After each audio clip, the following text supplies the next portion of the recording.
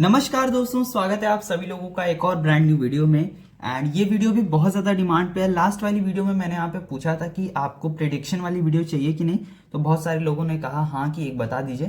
तो थोड़ा सा यहाँ पे लास्ट ईयर का पेपर देखने के बाद, क्योंकि आपका जो सिलेबस है ये अपडेट होने के बाद बहुत प्रॉब्लम होता है पता करने में क्या आएगा क्या नहीं। लेकिन लास्ट ईयर का पेपर मैंने देखा एंड अभी का टाइम भी मैं आपको दिखा देता हूँ। अभी मैं उठा था काफ़ी सवेरे, क्योंकि देखो यहाँ मुझे दिन भर पढ़ना होता है। अब दिन में हो सकता है मैं सो जाऊं, क्योंकि जल्दी मैं इतना जल्दी उठता नहीं हूँ। सो हम डायरेक्ट आते हैं देखो बात पर। मैं क्या मेरा ये स्टडी व्लॉग नहीं है, ठीक है। तो देखो ये बुक है, एक ट्रेजर चेस्ट, एक ये। अब ये पूछोगे मेरे पास कैसे, तो लास्ट ईयर मैंने बाई किया था आप ही लोगों को बताने के लिए। तो सबसे पहले तो देखो स्ट्रैटेजी क्या थे कि हम यहाँ पे पोयम सबसे ज़्यादा करेंगे, क्योंकि पोयम ईजी होता है एज कम्पेयर टू ये ड्रामा एंड स्टोरी, ठीक है। कुछ लोग यहाँ पे स्टोरी भी कर सकते हैं, तो अभी बताऊंगा कैसे। तो देखो पोयम में ये 5 चैप्टर जो मैंने यहाँ पे टिक कर रखा है वही आएगा, ठीक है। मतलब वो सारे सिलेबस में है, ठीक है। ये सारे चैप्टर आपके सिलेबस में है। अब सिलेबस में होने के बाद यहाँ पे जो इंपॉर्टेंट चीज़ है वो जो ये वाली चैप्टर है, चैप्टर नंबर 12 देखो, ये 12 वाला एंड चैप्टर नंबर 14 देखो, ठीक है। ये दोनों चैप्टर यहाँ पे लास्ट ईयर 2025 में आया था।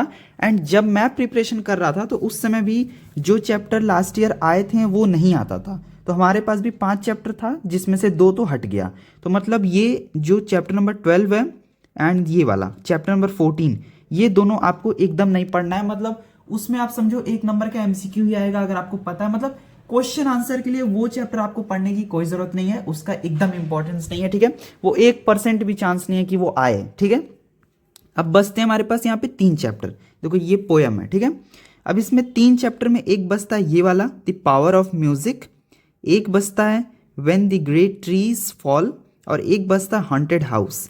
अब ये 3 चैप्टर आपको बहुत अच्छे से पढ़ के जाना होगा, बहुत अच्छे से। अब इसमें भी इन 3 को आप अगर अच्छे से पढ़ते हो तो आपके पास स्टोरी में एडवांटेज आता है। अभी बताऊंगा क्या। सपोज आपने ये 3 चैप्टर बहुत अच्छे से पढ़ लिया है, मतलब एकदम आपको रट्टा हो गया, अब याद हो गया, अब आप इसमें से कोई भी आंसर कर सकते हो।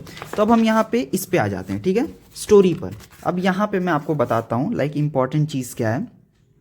स्टोरी में ये 5 स्टोरी आ रही हैं, जिसमें लास्ट ईयर ये 2 स्टोरी आ चुका है, द एलिवेटर और द लास्ट लेसन, ये 2025 में आया था, ठीक है। अब यहाँ पे बचते हैं, यहाँ पे भी तीन स्टोरीज बचती हैं जो इस साल आ सकती हैं, जिसमें द गर्ल हु कैन, फिर यहाँ पे चैप्टर नंबर 14 द पेडिस्ट्रियन, फिर उसके बाद विद द फोटोग्राफर। सो यहाँ पे 11, chapter number 11, chapter number 13 and chapter number 14। यहाँ पे ये जो 3 चैप्टर है इसमें से, अब देखो अगर आपने पोयम में सारे चैप्टर्स बहुत अच्छे से पढ़े हैं, मतलब वो जो 3 मैंने आपको बताया, अगर आपने वो तीनों मतलब अटेम्प्ट करने की स्ट्रेटेजी से पढ़ा है, ठीक है, मतलब आप क्वेश्चन लिखोगे उसका, तो यहाँ पे आप इसमें जो है स्टोरी में कोई 2 आप कर सकते हो, ठीक है। क्योंकि देखो कोई 2 आपका वहां पे आएगा एग्जाम में, एंड इसमें से अगर आप चाहो तो कोई 2 पढ़ लेना, एंड उसमें से आपको करना तो एक ही है। आपको टोटल 4 ही तो क्वेश्चन करने हैं, जिसमें आपने अगर वहां से पोयम से 2 कर लिया तो स्टोरी से 1 और एक आपका जूलियस सीजर से हो जाएगा। तो आपके पास एक बहुत अच्छा एडवांटेज आता है कि आप स्टोरी में भी कोई 2 ही बहुत अच्छे से पढ़ के जाना, या फिर आप एक बार देखो पहले बुक रीडिंग कर लेना, देन यूट्यूब पे कोई आप लेक्चर देख लेना, वीडियोस वगैरह जो होता है, ठीक है। मैंने भी ऐसे ही किया था, पहले यहाँ पे बुक अच्छे से पढ़ लिया था, देन जो नहीं समझ आ रहा था उसके लिए यहाँ पे लेक्चर देख लिया था। सो देखो यहाँ पे इसमें से कोई आप 2 कर लेना, विद द फोटोग्राफर आप या तो कर लो, मैं आपको उसमें बताऊंगा नहीं, कोई भी आप यहाँ से 2 कर लो, एक आप यहाँ पे भी छोड़ सकते हो। मतलब 5 में अब आपको सिर्फ 2 चैप्टर अच्छे से पढ़ना होगा स्टोरी का। मतलब ये मेरा तरीका था। कुछ लोग चाहो तो 5 के 5 अच्छे से पढ़ के जाओ, लेकिन उसका कोई जरूरत नहीं, क्योंकि लास्ट ईयर की चीजें रिपीट नहीं हुई है किसी साल। मतलब मेरा भी जब सिलेबस था तो काउंसिल तो सेम ही था ना, काउंसिल ही तो पेपर बना रहा था, ठीक है। तो सिलेबस चेंज होने से वो पैटर्न में अभी तक चेंजेस नहीं आए हैं, मतलब तरीका ऐसा ही है पेपर सेट करने का। तो स्टोरी में से देख लो, आप इसका स्क्रीनशॉट ले लेना, जिसमें से इंपॉर्टेंट कौन सा है मैं यहाँ पे मार्क कर दे रहा हूँ। एक ये वाला चैप्टर इंपॉर्टेंट है, ये मैं एक ही हाथ से कैमरा पकड़ा हूँ ना, तो मुझे लिखने में प्रॉब्लम हो रहा है, एक सेकंड में मार्क कर लूँ। सो गाइज यहाँ पे पोयम में से ये वाले 3 आप कर लेना, देखो मैंने मार्क कर दिया अच्छे से, एंड स्टोरी में से भी ये 3 कर लेना। लेकिन अगर आप पोयम से ये तीनों अच्छे से अटेम्प्ट करने के स्ट्रैटेजी से करने जा रहे हो तो आप यहाँ से कोई 2 कर सकते हो, ठीक है। आई होप आप लोग समझ रहोगे मैं क्या समझाना चाह रहा हूँ। एंड अब आते हैं जूलियस सीजर पे। देखो इसका भी सिर्फ लास्ट ईयर का ही डेटा हमारे पास है, क्योंकि लास्ट ईयर से ही ये चीज़ें इंट्रोड्यूस हुई हैं सिलेबस में। तो जब मैंने यहाँ पे देखा था प्रीवियस ईयर पेपर, ठीक है, तो उसको देखने के बाद मुझे क्या समझ आया कि लास्ट ईयर जो है एक्ट 5 एंड एक्ट 3 में से क्वेश्चन आया है, ठीक है। सो यहाँ पे मैं आपको क्या कहूँगा कि देखो एक्ट 4 से क्वेश्चन, एक्ट 4 जो है वहाँ से क्वेश्चन आ सकता है, ठीक है। अब मैंने ये जूलियस सीजर पढ़ा नहीं है, ठीक है, तो मैं आपको बहुत ज़्यादा डीप में बताऊंगा नहीं कि इसमें से क्या चीज़ इंपॉर्टेंट है।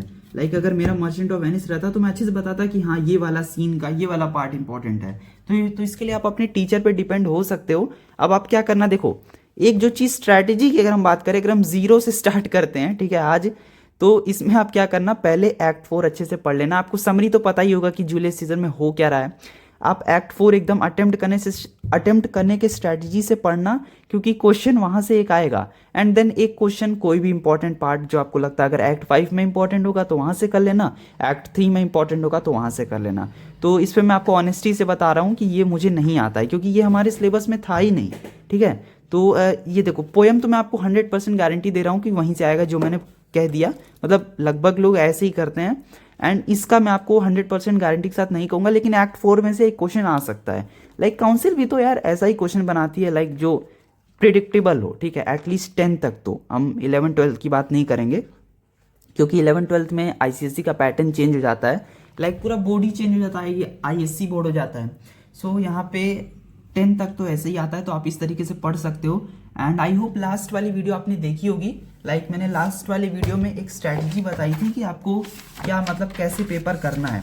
सो 15 मिनट्स का जो आपको टाइम मिलेगा उसमें आप ये सारी चीज़ें सोच लीजिएगा, कौन सा पार्ट आपको करना है एंड कौन सा पार्ट आपको छोड़ना है।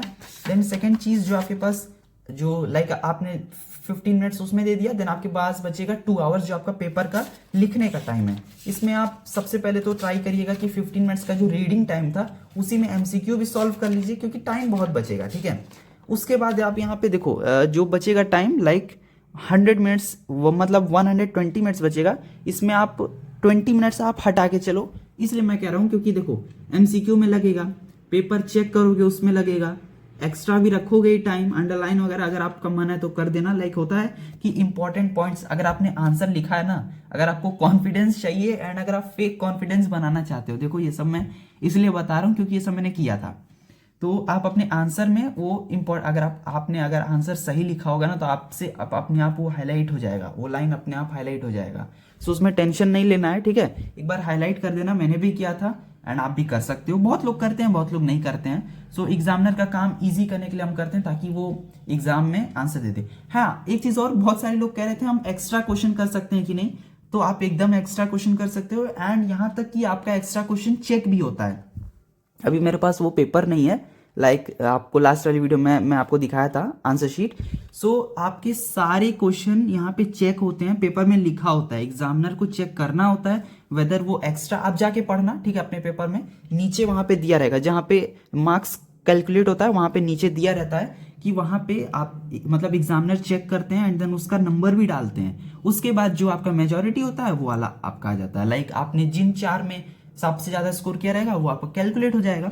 सो इसी तरीके से काम होता है। 2 एग्जामिनर्स चेक करते हैं, एक एग्जामिनर होता है, एक रिव्यूअर होता है। सो चेकिंग वगैरह का प्रोसेस अच्छा होता है, इजी चेक होगा। अब इंग्लिश का पेपर है, देखो गाइस आईएससी बोर्ड है तो इंग्लिश तो सबसे ज्यादा टफ तरीके से चेक होगा। अब यही है, अगर आप चाहो तो इसका भी आप स्क्रीनशॉट ले सकते हो। अब वैसे आज का दिन है, पूरा अच्छे से यूटिलाइज करिएगा एंड मैं मिलता हूँ आपसे नेक्स्ट वीडियो में। कमेंट करके बताइएगा आपको नेक्स्ट क्या चाहिए। वैसे तो मेरा भी बोर्ड एग्जाम चल रहा है, मैं अभी पढ़ाई करूंगा, तब तक के लिए गुड बाय।